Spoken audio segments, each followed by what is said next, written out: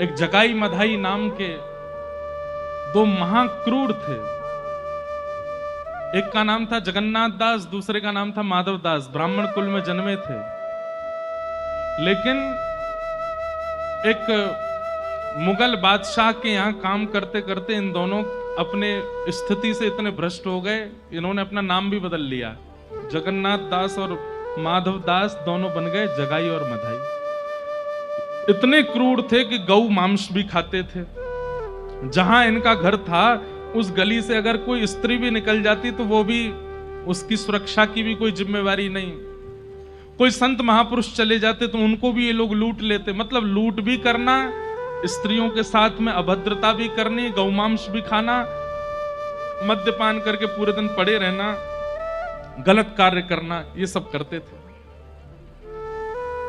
एक दिन नित्यानंद महाप्रभु सबके यहां से हरि बोल बुलवाते उस रास्ते पे जा रहे थे जहां जगाई मधाई रहते थे। तो एक व्यक्ति से इन्होंने हरि बोल बुलवाया, तो जैसे ही आगे निकले तो उसने चरण पकड़े, बोले भगवान ऐसे मत जाइए, ऐसे निकल जाइए। बोले ऐसे क्या है? बोले आगे दो नाम के ब्राह्मण हैं, जगाई मधाई रहते हैं, बहुत क्रूर हैं, आप उनके पास मत जाइएगा।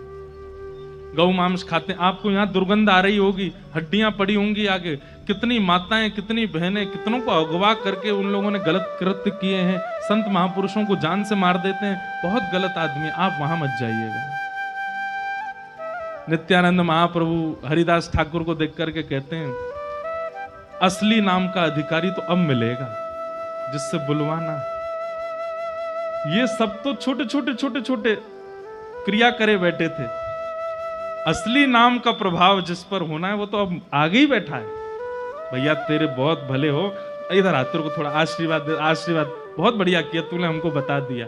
उसको लगा कि वो कहेंगे कि तूने बता दिया हम नहीं जाएंगे, अब तुम यहीं जाएंगे, अब तो जगाई मधाई को ही देखना है। लिए करताल खोल लेकर के जगाई मधाई के द्वार पर पहुंच गए और लेकर के महाराज करताल बजामे, मृदंग बजामे, एक बार हरि बोल हरि बोल हरि बोल, गौर हरि हरि बोल हरि बोल हरि बोल, गौर हरि हरि बोल हरि बोल हरि बोल। जगाई मधाई दोनों भीतर बैठे थे, मद्यपान करके नशा तो चढ़ ही रखा था उनको। जैसे ही क्रूरता पूर्वक निकल करके आए मारने के लिए, तो एक अद्भुत लीला की नित्यानंद जी ने। क्या करी?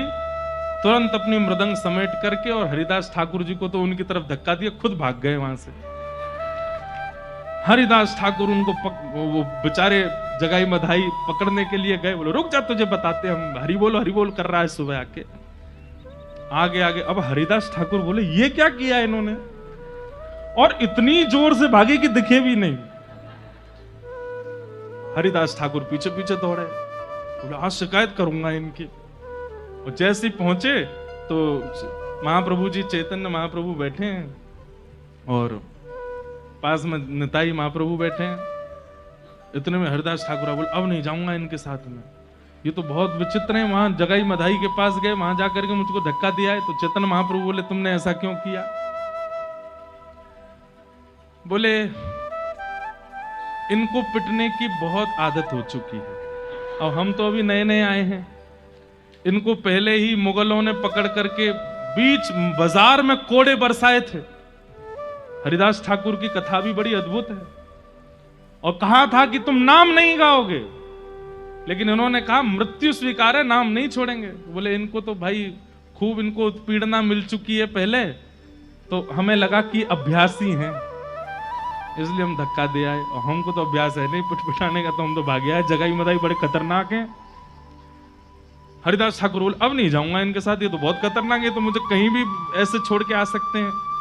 चैतन्य महाप्रभु मंद मंद मुस्कुरा करके नित्यानंद जी की ओर देखे, बोले असली बात क्या है वो बताइए। बोले असली बात यह है कि हरिदास ठाकुर कितनी नाम जप प्रतिदिन करता है, इसकी कोई गिनती नहीं है। ये नाम ध्यान में, नाम जप में मेरे भी बड़े हैं, मुझसे भी बड़े हैं। मैंने इनको धक्का इसलिए दिया कि मुझे तो स्पर्श करना पड़ेगा, आपको तो स्पर्श करना पड़ेगा, हमारे स्पर्श से कल्याण होगा। लेकिन इनके अगर पीतांबरी का छोड़ भी जगाई मधाई को छुप गया तो उनके ऊपर कल्याण हो जाएगा, उनके कुछ पाप तो कम हो जाएंगे। मैं इसलिए इनको धक्का दे के आया कि इनकी पीताम्बरी कैसे भी उन दोनों से स्पर्श हो जाए। हरिदास ठाकुर बोले अब नहीं जाऊंगा मैं, तुम्हारी कोई भरोसा नहीं है तो भर रहे हो बातों को। बोले नहीं नहीं कल चलेंगे, वहां नहीं जाएंगे, हाँ कहीं और चलेंगे। अगले दिन सुबह उठ करके फिर से खोल मृदंग आदि लेकर के करताल लेकर के चले। लेकिन नित्यानंद महाप्रभु जी के तो मन में था कि वहीं जाना है। कीर्तन करते करते जैसी उस गली में मुड़े, हरिदास ठाकुर बोले देखो फिर जा रहे हो आप? बोले अब मैं आगे रहूंगा, आप मुझे धक्का दे देना, पहले ये हाथ करके चलो ऐसे, लेकिन चलना है। उन पर तो कल्याण करना है। दोनों जैसे ही पहुंचे और कल की भांति फिर से उन्माद नृत्य करते हुए हरि बोल हरि बोल हरि बोल हरि बोल हरि बोल, मृदंग बजा में जोर से कांसा बजा करके नृत्य करें। जगाई मधाई बोले फिर आ गए, कल तो भाग गए थे, आज फिर आ गए। लेकिन उनका कीर्तन बंद नहीं हुआ, आवेश में आ गया। और यहां जगाई जिस पात्र में मदिरा पान कर रहा था उसी पात्र को लेकर के उठा करके मारा और श्री नित्यानंद महाप्रभु के माथे पर जाकर के वो पात्र पड़ा। रक्त की धार बहने लगी। रक्त देखते ही वहां से हरिदास ठाकुर चिल्लाए हैं, हे महाप्रभु रक्षा करो, हे महाप्रभु रक्षा करो। यहां हरिदास ठाकुर की पुकार जैसे ही श्री चैतन्य महाप्रभु के कर्ण रंध्र में पड़ी है, नेत्र खुलते ही ठाकुर जी के नेत्र ताम्र वर्ण के हो गए। वैसे तो वे चैतन्य रूप में रहते हैं, राधा भाव में रहते हैं, लेकिन आज तक तीनों युगों में रक्षा करने वाले बलभद्र भैया, लक्ष्मण भैया के ऊपर आक्रमण। ये भाव सुनते ही महाप्रभु जी भूल गए कि कौन गौर हरि, कौन चैतन्य, कौन निमाई। तुरंत सुदर्शन चक्र धारण कर लिया और सुदर्शन लेकर के पहुंचे हैं सीधे जगाई मधाई का उद्धार करने के लिए। रूप देख करके जगाई मधाई थर थर कांपने लगे, चरणों में गिर गए। सुदर्शन चक्र को आज्ञा किए दोनों का सर धर से अलग कर दो। इतने में नित्यानंद महाप्रभु को होश आया, तुरंत दौड़ करके श्री चैतन्य महाप्रभु को हृदय से लगाया, नहीं भगवान आप ये क्या कर रहे हैं? आपने ही कहा था ना तो उद्धार करना है, ना स्वीकार करना है, ना किसी पर कृपा करनी है, अब तो सबको स्वीकार करना है। ये सबसे बड़े अधिकारी हैं स्वीकार के, प्रभु इनका ऐसे वध मत कीजिए। नित्यानंद महाप्रभु ने जैसे ही हृदय से लगाया, महाप्रभु चैतन्य शांत हो गए। कभी तो उनको राधा भाव का आवेश आ जाता और कभी कृष्ण भाव का आवेश। सुदर्शन चक्र आकाश से आ ही रहा था। इतने में नित्यानंद जी ने चरण पकड़ लिए, बोले ये तो अत्यंत स्वीकार के पात्र हैं, ऐसा मत कीजिए महाप्रभु। तुरंत सुदर्शन चक्र अंतर ध्यान हो गया और जगाई मधाई दर्शन करके चरणों में नतमस्तक हो गए। बोले हमें क्षमा कर दो भगवान, हम पहचान नहीं पाए, हम जान नहीं पाए, हम पर कृपा अब हुई है। जगाई मधाई दोनों को ठाकुर जी ने पवित्र कर दिया। बोले गंगा स्नान किया है तुमने दोनों ने? बोले हाँ बचपन में कभी किया था। बोले चलो गंगा स्नान कराते हैं। जगाई मधाई दोनों को लेकर के गंगा जी में गए। महाप्रभु जी और नित्यानंद जी अपना हाथ पकड़ करके लेकर के जा रहे हैं और जैसे ही गंगा जी के मध्य में पहुंचे, ए जगाई मधाई हाथ में जल लो। जल लिया और जल लेकर के चैतन्य महाप्रभु संकल्प करवा रहे हैं। बोले जीवन में जितने भी पाप किए हैं, तुरंत दोनों ने हाथ छोड़ दिया। बोले नहीं नहीं नहीं नहीं भगवान ऐसा मत कीजिए। बोले क्यों? बोले आप हमारे अगर प्रायश्चित करवाने के लिए हमको गंगा जी लाए, ये गंगा जी सूख जाएंगी, हमने इतना पाप किया। हमारे पाप को धोने की सामर्थ्य गंगा जी में नहीं है। इतने पापी हैं कि पूरी गंगा रक्त मंडित हो जाएगी। इतनी गौ हत्या की है, इतनी नारियों के साथ अत्याचार, इतने संतों को मारा है हमने, हम गंगा के योग्य नहीं, आप ये मत कराइए। महाप्रभु जी बोले हमारी आज्ञा है। तुरंत जल लिया और जल लेकर के कहा बोलो बोलो मेरे पीछे, जीवन में जितने भी पाप किए हैं, बोले जितने भी पाप किए हैं, जो भी कुछ अनाचार अत्याचार आदि आदि जो कुछ भी किया है सब बुलवा दिया। और तुरंत चैतन्य महाप्रभु ने हाथ आगे किया। बोले हम सब गौर हरि को अर्पित करते हैं। सारे पाप गंगा जी को नहीं दिए हैं, दोनों के हाथ कांपने लगे। बोले ये आप क्या कर रहे हैं? बोले तुरंत दो। आवेश में जब बोला तो दोनों ने जैसे ही जल दिया है, श्री गौर हरि, श्री गौर सुंदर, श्याम सुंदर हो गए, श्याम वर्ण हो गया ठाकुर जी का। जगाई मधाई रोने लगे। बोले ये तो अत्याचार, हमारे पाप के कारण गौर हरि श्याम हरि हो गए। नित्यानंद महाप्रभु बोले नहीं, ये तुम्हारे पाप से श्याम हरि नहीं हुए हैं, ये तुम पर कृपा करके गौर हरि ने अपना वास्तविक रूप दिखाया। तुरंत प्रणाम कर लो।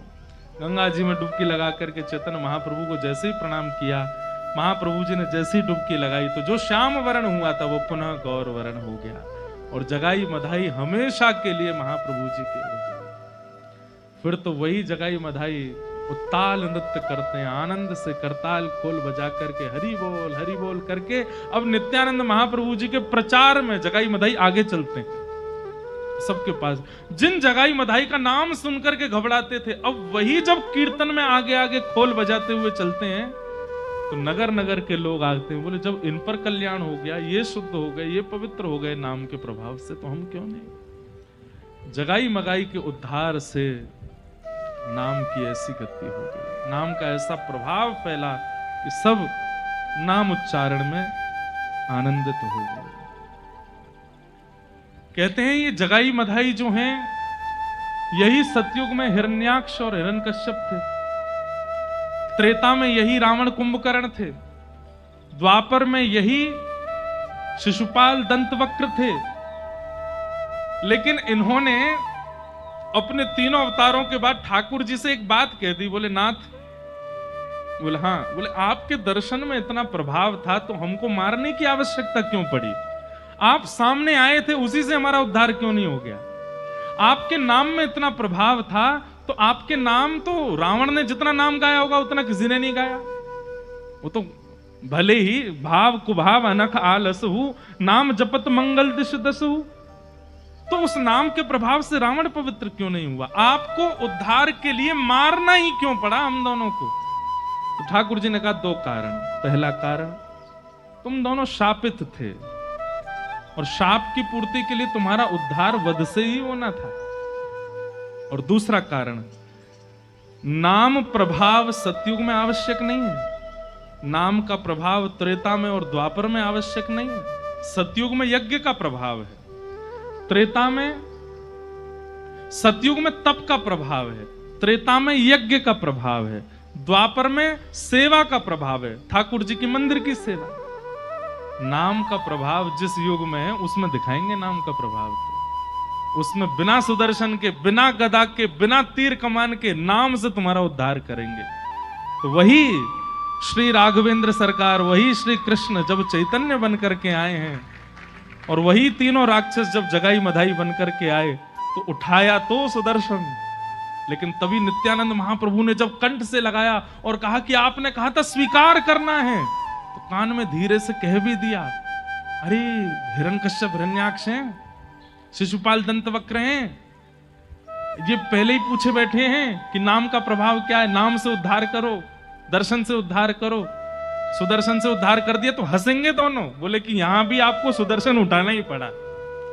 इसलिए ठाकुर जी तुरंत सुदर्शन चक्र को अंतर ध्यान करते हैं और तुरंत अपने नाम का जब उद्घोष करते हैं तो जगाई मधाई का नाम से उद्धार हो जाता है। ऐसे नित्यानंद महाप्रभु और श्री चैतन्य महाप्रभु नाम का प्रचार कर रहे हैं। जगह जगह जाते ही सब पर ऐसे भाव प्रकट करते हैं। जगाई मधाई का उद्धार किया, उद्धार करने के बाद महाप्रभु जी अब सोच रहे हैं कि सन्यास तो हो गया, लेकिन अब मेरी वृंदावन जाने की इच्छा है। मैं वृंदावन के बगैर रह नहीं पाता हूं, मुझे वृंदावन की बहुत स्मृति होती है। बंधुओं, जितना लंबा विरह, जितना प्रगाढ़ विरह ठाकुर जी को वृंदावन का हुआ, उतना प्रगाढ़ विरह आपको नहीं हो सकता। कई बालक आते हैं, कई लोग आते हैं, हमें वृंदावन की बहुत याद आती, लेकिन हमारे परिवारी जन, हमारे कार्य ऐसे हैं कि हम जा नहीं पाते। उस समय ठाकुर जी का चिंतन किया करो। ठाकुर जी से बड़ा विरह नहीं होगा आपका। द्वारिका लीला में कहते हैं कि ठाकुर जी उस दिशा में नहीं चलते, उस दिशा में मुख करके नहीं बैठते जिस दिशा में वृंदावन है। क्यों?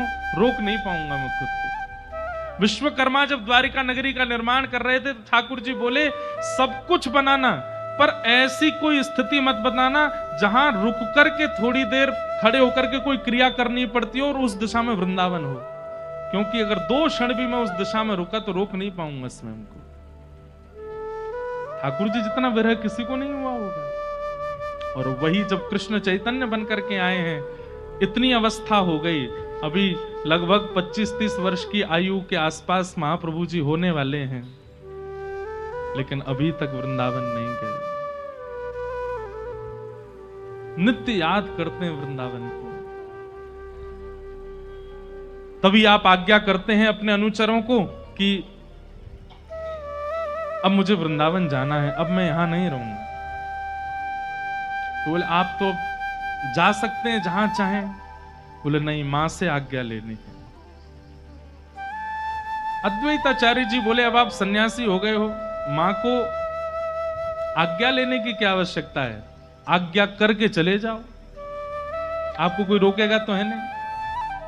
बोले नहीं, मैं मां की आज्ञा से ही करूंगा।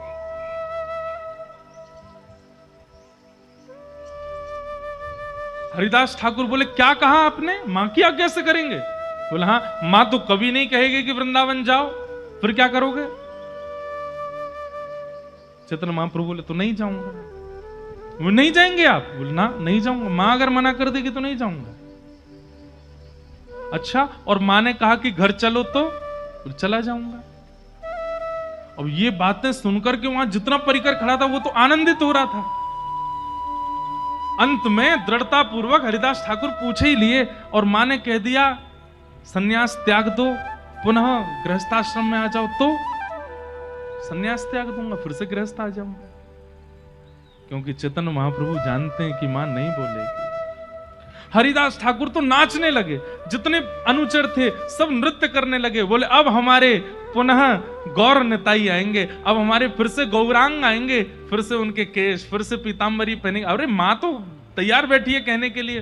तुरंत गए, सच्ची माता को जाकर के कहा। बोले अरे एक खुशखबरी है मां। बोले क्या? महाप्रभु जी कह रहे हैं कि आप आज्ञा कर देंगी तो वो वृंदावन भी नहीं जाएंगे, घर छोड़ के जो बाहर रह रहे हैं वो वापस आ जाएंगे और वो सन्यास भी त्याग करके पीतांबरी पहन के सामान्य रूप से रहने लगेंगे। अब तो हमारे अच्छे दिन आ गए, अब आप चलिए ना। मां गई, जैसे सामने गई हैं, चैतन्य महाप्रभु के नेत्र सजल हो गए, चरणों में प्रणाम किया। मां मुझे आज्ञा चाहिए। बोले क्या आज्ञा चाहिए? बोले मैं वृंदावन जाऊं। हरिदास ठाकुर बोले मां जल्दी जल्दी बोल दो। बोले 3 आज्ञा हैं, पहला सन्यास का त्याग कर दो, दूसरा घर वापस आ जाओ, और तीसरा अब पीतांबरी आदि पहन करके बिल्कुल जैसे पहले रहते थे वैसे रहने लगो। तीनों आज्ञाएं कर दो। सच्ची माता बोली नहीं। मेरे बड़े पुत्र विश्वरूप जब घर छोड़ करके गए थे और सन्यास लिया था, तब पिता की मृत्यु जब हुई जगन्नाथ मिश्र जी की, तो वो मरते मरते कह गए थे कि हे मेरे प्राण प्रिय पुत्र विश्वरूप, तेरे वियोग में मैं प्राण त्याग रहा हूं, लेकिन मैं तुझे जाते जाते भी ये कहना चाहता हूं, तू एक बार ठाकुर जी का हो गया है सन्यास लेकर के, अब वापस घर लौट के आना नहीं, ताकि मैं जिस लोक में जाऊं वहां भी धन्य धन्यता का अनुभव करूं कि मेरा पुत्र सन्यास मार्ग पर गया लेकिन लौट करके विरक्ति फिर वापस आया नहीं।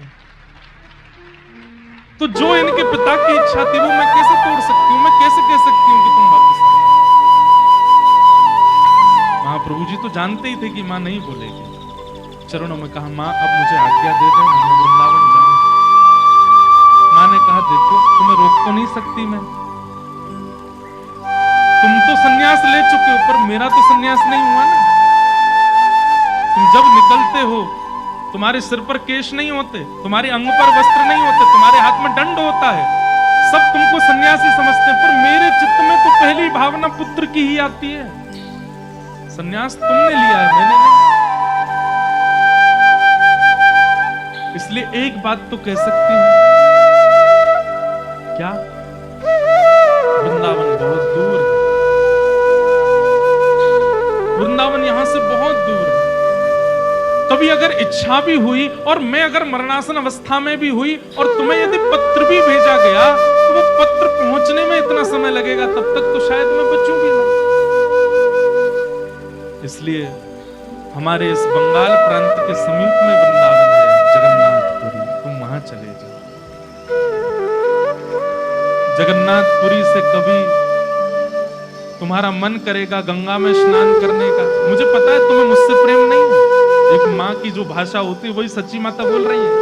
मुझे पता है तुम्हें मुझसे प्रेम नहीं है, पर तुम्हें गंगा से बहुत प्रेम है, तुम्हें मायापुर से बहुत प्रेम है। तो कभी गंगा की याद आई, मायापुर की याद आई और तुम कहीं आ गए, स्नान करने लगे, कभी हल्ला होगा, मेरे कान में आवाज जाएगी कि मेरा निमाई आया है, मेरा गौर आया है, तो मैं दूर से आके देख तो लूंगी। एक रात का सफर करके कभी मन होगा तो जगन्नाथपुरी आकर के दूर से देख तो लूंगी। इसलिए बेटा मेरी आज्ञा है कि तू जा, और वृंदावन ना जा, बहुत दूर। मुझे ये तो रहेगा कि मेरा निमाई आसपास है, जगन्नाथपुरी जा। कितना रोका गया श्री चैतन्य महाप्रभु को वृंदावन, आपने नेत्र बंद किए और मां की आज्ञा को अध्यादेश मान लिया, तुरंत चरणों में दंडवत प्रणाम किया। ये भी नहीं कि कोई संवेदना या कोई एक दो बातें और कह दी हूं, किंतु परंतु वृंदावन जाने दो, बचपन से कह रहा हूं, नहीं, तुरंत दंडवत प्रणाम किया और प्रणाम करके मां की ओर एक बार निहार करके दंड हाथ में लेकर के निकल पड़े। तुरंत इतनी द्रुत गति से चलते थे चैतन्य महाप्रभु कि वे चलते थे, बाकी सब दौड़ते थे,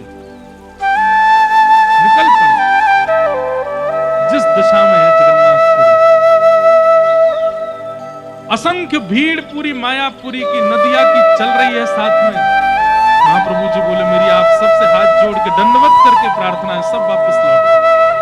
ये कुछ लोग ही बस मेरे साथ आगे की यात्रा पर जाएंगे, मेरी आप सबसे प्रार्थना है, सब लौट जाए, सबको लौटा दिया। बीच में कई पड़ाव हुए, कई लोगों पर उद्धार करते हुए, कल्याण करते हुए महाप्रभु जी नीलाचल जाए।